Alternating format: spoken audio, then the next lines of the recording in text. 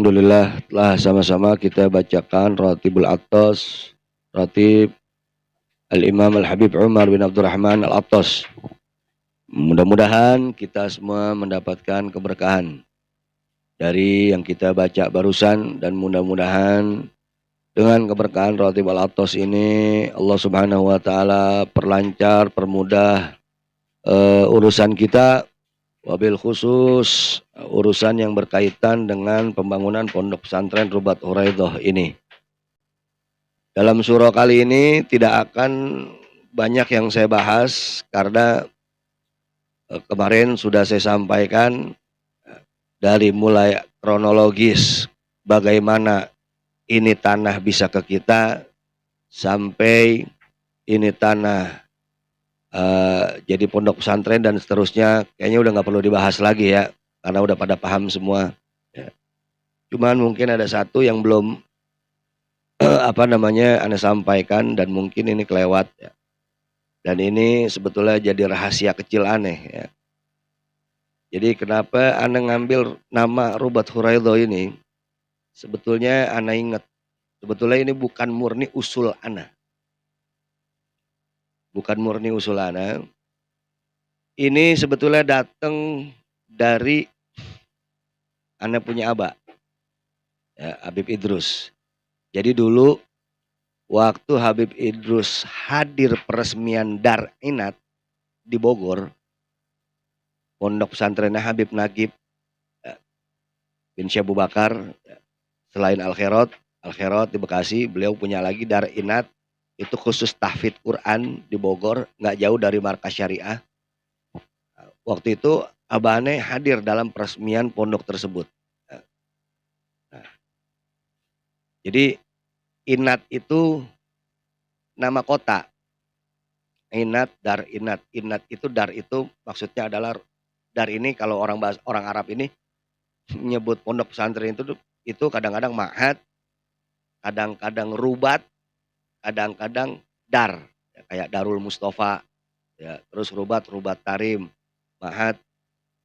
Kalau di sini kebanyakan ma'had, tapi kalau di Arab jarang pakai ma'had ya. Tapi sama-sama tuh asli artinya sama, semakna. Ma'had itu pondok pesantren, dar itu bisa rumah, bisa pondok pesantren, bisa asrama, rubat itu bisa tempat pelatihan jasmani, fisik, bisa juga diartikan sebagai pondok pesantren ya. Jadi Habib Nagib itu ngasih nama pondok pesantren Dar Inat. Ya. Inat itu nama kota tempat Syekh Abu Bakar bin Salim, leluhurnya Habib Nagib, ya, yang biasanya hallnya diselenggarakan di Cidodol, ya, tempat Habib Syekh Abu Bakar bin Salim itu dakwah di kota Inat. Makanya Habib Nagib ngambil Dar Inat, ya, karena beliau keturunan Syekh Abu Bakar bin Salim. Pulang dari situ, abahnya nyeletuk ke aneh. Cerita dah, biasa. Enak tempatnya. Ustaz Nagib, adem begini, begitu. Ya. Dia punya Inat, kita punya Huraidah, begitu. Ya. Jadi itu omongan sepintas 20 hampir 30 tahun yang lalu mungkin ya. Kurang lebih 20 tahunan yang lalu ya. Nah makanya waktu anak kasih nama itu, anak inget itu. Kalau Inat kan kotanya bin Syekh Abu Bakar lah bahasanya gitu. Kalau Huraidah ini kotanya Alatas gitu. Abangnya nyeletuk gitu. Ntar kalau misalkan Habib Nagib punya Inat, kita punya Huraidah gitu. Ya. Itu 20 tahun yang lalu tuh. Ya. Aneh masih belum ngeh. Ya, nama iyain aja. Ya udah gitu.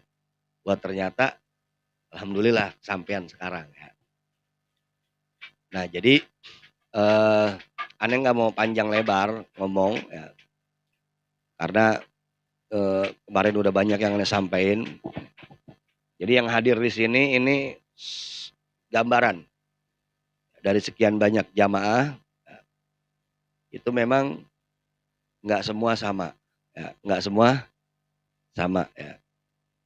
Masing-masing punya perbedaan dalam memandang gurunya, dalam kepeduliannya terhadap majelis, dalam kepeduliannya terhadap dakwah. Masing-masing beda. Ya. Sebagaimana ente nganggap Anda sebagai guru, kalau ente anggap Anda sebagai guru, ya, semakin ente nganggap, semakin ente peduli, ya semakin besar rasa khidmat ente kepada guru ente. Semakin kecil, ya semakin kecil gitu kan. Cukup datang ngaji, kelar, udah pulang. Nggak peduli mau bagaimana urusannya guru gua. Dan seberapa besar kepedulian kita, keterikatan emosional kita sama majelis, itu juga masing-masing beda-beda. Semakin mereka peduli, semakin kelihatan. Jadi dari tingkah laku kelihatan.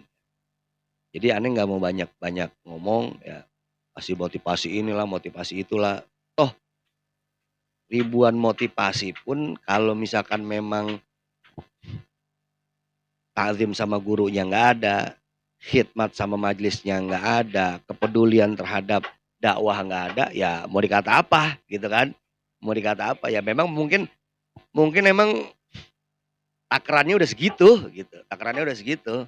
Ya, jadi aneh nggak mau banyak-banyak ngomong, ya, karena aneh yakin ya, ketika kita niat, tancepin niat di hati, kita serius, kita fokus untuk ikut bantu syiar, nanti Allah kirim ibadallah rijalallah. Allah bakal kirim orang-orang yang kita anggap mungkin nggak ngebantu kita, justru mereka yang malah bantu kita. Yang mungkin kita harapin ngebantu kita, justru malah mereka nggak bantu kita. Jadi ana ingat perkataan satu ulama, Habib Ali bin Muhammad Al-Habsyi, pengarang Simtu Duror.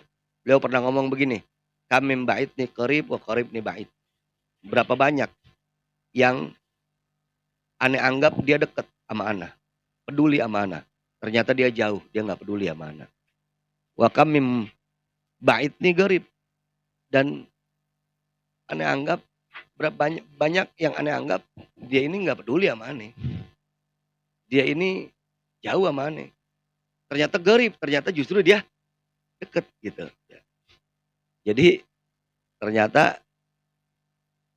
apa, kita nggak bisa ngandelin orang itu apa ya? Kita nggak bisa ngandelin dan kita nggak bisa berharap sama orang. Karena kadang-kadang orang yang justru kita harapin ngebantu, kita harapin peduli, kita harapin nolong, begini begitu, ternyata dia nggak ada pedulinya sama kita. Dan justru yang kita anggap, ya dia bisa apa sih ngebantu, bagaimana aling ngebantu apa sih? Wah ternyata justru Allah ngasih bantuan lewat dia. Ya. Nah, jadi ini juga pelajaran penting buat kita. Ya, mungkin kita ngelihat, wah si Fulan mah kaya nih, kita samperin nih, ya, kayaknya bakal ngasih gede. Belum tentu, ya. Bisa jadi justru yang kita anggap sepele, justru dia yang bakal bantu banyak. Ya. Dan aneh makanya aneh nggak berharap banyak sama jamaah. Aneh nggak berharap, aneh nggak terlalu berharap, takutnya kecewa, takutnya kecewa. Makanya ya yang ada ini, ya alhamdulillah berarti ini yang memang punya kepedulian. Ya, jadi masing-masing memang beda, masing-masing beda dalam memandang guru, dalam memandang majelis, dan kepeduliannya terhadap majelis, terhadap pondok, terhadap dakwah. Dan itu nggak bisa dipaksakan. Itu nggak bisa dipaksakan. Maka ente bersyukur kalau ente diberikan oleh Allah kelebihan dari hal-hal itu, ente bersyukur. Mudah-mudahan itu membawa kebaikan buat ente dan keluarga ente. Ya.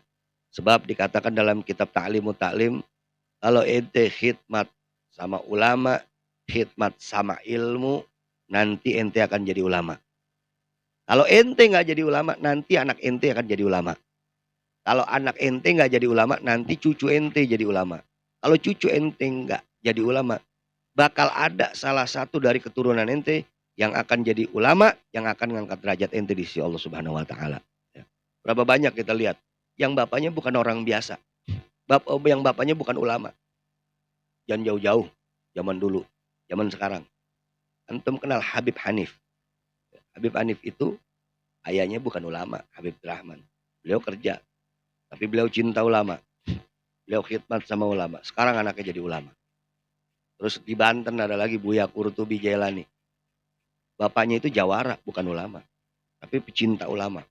Selalu bantu sama ulama. Khidmat sama ulama. Sekarang anaknya jadi ulama. Kalau kita cerita yang jauh-jauh lagi dulu nih, banyak lagi. Ini yang sekarang yang kelihatan mata dah. Yang kelihatan mata. Mudah-mudahan ini bisa membawa kebaikan buat kita semua.